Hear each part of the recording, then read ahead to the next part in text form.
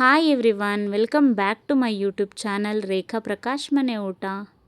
ಇವತ್ತಿನ ಈ ವಿಡಿಯೋದಲ್ಲಿ ಆಲೂ ಪರಾಟ ಮಾಡೋದು ಹೇಗೆ ಅಂತ ನೋಡೋಣ. ತುಂಬ ಸಿಂಪಲ್ಲಾಗಿ ಮನೆಯಲ್ಲೇ ಕ್ವಿಕ್ಕಾಗಿ ಮಾಡ್ಕೊಳ್ಬೋದಾದಂಥ ರೆಸಿಪಿ ಇದು. ತುಂಬ ಈಸಿಯಾಗಿ ಮಾಡ್ಕೋಬೋದು. ಬನ್ನಿ ಹಾಗಿದ್ರೆ ಹೇಗೆ ಮಾಡೋದು ಮತ್ತು ಏನೇನು ಇಂಗ್ರೀಡಿಯೆಂಟ್ಸ್ ಬೇಕು ಅಂತ ನೋಡ್ಕೊಳ್ಳೋಣ. ಮೊದಲಿಗೆ ನಾನು ಒಂದು ಈರುಳ್ಳಿನ ಸಣ್ಣದಾಗಿ ಚಾಪ್ ಮಾಡಿ ಇಟ್ಕೊಂಡಿದ್ದೀನಿ. ಜೊತೆಗೆ ಕೊತ್ತಂಬರಿ ಸೊಪ್ಪು, ಶುಂಠಿ ತುರಿ, ಖಾರಕ್ಕೆ ತಕ್ಕಷ್ಟು ಹಸಿಮೆಣಸಿನ್ಕಾಯಿ, ಜೊತೆಗೆ ಗರಂ ಮಸಾಲ, ಕೊರಿಯಾಂಡರ್ ಪೌಡರು ಮತ್ತು ಚಾಟ್ ಮಸಾಲ, ಖಾರಕ್ಕೆ ತಕ್ಕಷ್ಟು ಖಾರದ ಪುಡಿ, ಪೆಪ್ಪರ್ ಪೌಡರು, ಆಮ್ಚೂರ್ ಪೌಡರು, ಸ್ವಲ್ಪ ಅರಿಶಿನ, ಜೊತೆಗೆ ರುಚಿಗೆ ತಕ್ಕಷ್ಟು ಉಪ್ಪು. ಇಷ್ಟೆಲ್ಲ ಬೇಕಾಗಿರುವಂಥ ಇಂಗ್ರೀಡಿಯೆಂಟ್ಸ್. ಅದನ್ನು ಆಲೂ ಸ್ಟಫಿಂಗಿಗೆ ಮಾತ್ರ. ಜೊತೆಗೆ ಮೇಯ್ನ್ ಇಂಗ್ರೀಡಿಯೆಂಟ್ ಆಲೂಗಡ್ಡೆ. ನಾನು ಈ ವಿಡಿಯೋದಲ್ಲಿ ಮೇಯ್ನಾಗಿ ಆಲೂ ಸ್ಟಫಿಂಗ್ನ ಎಷ್ಟು ಟೇಸ್ಟಿಯಾಗಿ ಮಾಡ್ಬೋದು ಅಂತ ತೋರಿಸಿದ್ದೀನಿ. ನಾನು ತೋರಿಸಿರೋ ಈ ಎಲ್ಲ ಇಂಗ್ರೀಡಿಯೆಂಟ್ಸಲ್ಲಿ ನಿಮ್ಗೆ ಏನಾದರೂ ಕನ್ಫ್ಯೂಷನ್ ಆಗುತ್ತೆ ಅಂದರೆ ಡಿಸ್ಕ್ರಿಪ್ಷನಲ್ಲಿ ಮೆನ್ಷನ್ ಮಾಡಿರ್ತೀನಿ, ನೀವು ಚೆಕ್ ಮಾಡ್ಕೋಬೋದು. ಇವಾಗ ಮೊದಲಿಗೆ ಆಲೂಗಡ್ಡೆನ ಬೇಯಿಸ್ಕೋಬೇಕಾಗತ್ತೆ. ಅದಕ್ಕೆ ನಾನು ಒಂದು ಕಡಾಯಿಗೆ ನೀರನ್ನ ಬಿಸಿ ಮಾಡೋಕೆ ಇಟ್ಕೊಂಡಿದ್ದೆ.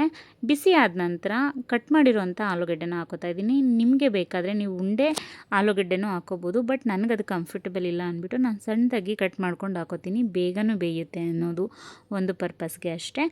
ಆಲೂಗಡ್ಡೆ ಬೇಯಬೇಕಾದ್ರೇ ನಾನು ರುಚಿಗೆ ತಕ್ಕಷ್ಟು ಉಪ್ಪನ್ನು ಹಾಕ್ಬಿಟ್ಟು ಚೆನ್ನಾಗಿ ಬೇಯಿಸ್ಕೊತೀನಿ. ಹೈ ಫ್ಲೇಮಲ್ಲಿ ಇಟ್ಬಿಟ್ಟು ಒಂದು 2 ಮಿನಿಟ್ಸ್ ಬೇಯಿಸ್ಕೊಂಡ್ರೆ ಆಲೂಗಡ್ಡೆ ಬೇಗ ಬೆಂದೋಗುತ್ತೆ. ಇವಾಗ ನಾನು ಒಂದು ಸಪ್ರೇಟ್ ಬೌಲ್ಗೆ ತೆಗೆದಿಟ್ಕೊಂಡಿದ್ದೀನಿ. ಇವಾಗ ಇದನ್ನು ಸ್ಮ್ಯಾಶ್ ಮಾಡಬೇಕಾಗುತ್ತೆ. ಸಣ್ಣದಾಗಿ ಹೆಚ್ಕೊಂಡ್ರೆ ಬೇಗ ಬೇಯುತ್ತೆ ಆಲೂಗಡ್ಡೆ.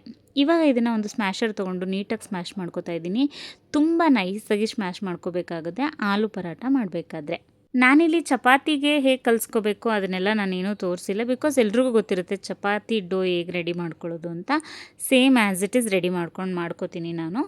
ಇವಾಗ ಸ್ಮ್ಯಾಶ್ ಮಾಡಿರುವಂಥ ಪೊಟ್ಯಾಟೊಗೆ ಚಾಪ್ ಮಾಡಿರುವಂಥ ಈರುಳ್ಳಿ, ಕೊತ್ತಂಬರಿ ಸೊಪ್ಪು, ಹಸಿಮೆಣಸಿನ್ಕಾಯಿ, ಶುಂಠಿ ತುರಿ ಎಲ್ಲನೂ ಹಾಕ್ಬಿಟ್ಟು ಫಸ್ಟ್ಗೆ ಒಂದು ರೌಂಡ್ ನೀಟಾಗಿ ಮಿಕ್ಸ್ ಮಾಡ್ಕೋಬೇಕು. ಎಲ್ಲರೂ ಅನ್ಕೋಬೋದು ಶುಂಠಿ ತುರಿನೇ ಹಾಕ್ಬೇಕಂತ. ಹೌದು, ತುರಿನೇ ಹಾಕ್ಕೊಳ್ಳಿ ಇಫ್ ಪಾಸಿಬಲ್. ಶುಂಠಿ ತುರಿ ಹಾಕ್ಕೊಳ್ಳೋದ್ರಿಂದ ಅಂತೂ ನಿಜವಾಗ್ಲೂ ಆಲೂ ಪರಾಟದಲ್ಲಿ ಒಳ್ಳೆ ಟೇಸ್ಟ್ ಬರುತ್ತೆ ಅಂತ ಹೇಳ್ಬೋದು. ಅದಾದಮೇಲೆ ತಗೊಂಡಂಥ ಎಲ್ಲ ಮಸಾಲ ಪೌಡರ್ಸ್ನ ಹಾಕ್ಕೊಂಡು ಮತ್ತೆ ಪ್ರಾಪರಾಗಿ ಮಿಕ್ಸ್ ಮಾಡ್ಕೋಬೇಕಾಗತ್ತೆ. ನೀವು ಆಲೂಗಡ್ಡೆಗೆ ಪರ್ಫೆಕ್ಟಾಗಿ ಉಪ್ಪನ್ನ ಹಾಕಿಲ್ಲ ಅಂದರೆ ಇಲ್ಲಿ ಇನ್ನು ಸ್ವಲ್ಪ ಉಪ್ಪನ್ನ ಆ್ಯಡ್ ಮಾಡ್ಕೋಬೋದು.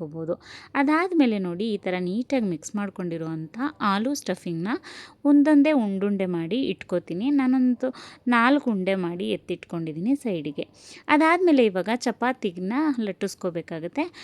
ಸ್ಟಾರ್ಟಿಂಗ್ ಸ್ವಲ್ಪ ಚಿಕ್ಕದಾಗಿ ಲಟ್ಟಿಸ್ಕೊಂಡು ಆಮೇಲೆ ಆಲೂ ಸ್ಟಫಿಂಗ್ನ ಹಾಕ್ಕೋಬೇಕಾಗತ್ತೆ.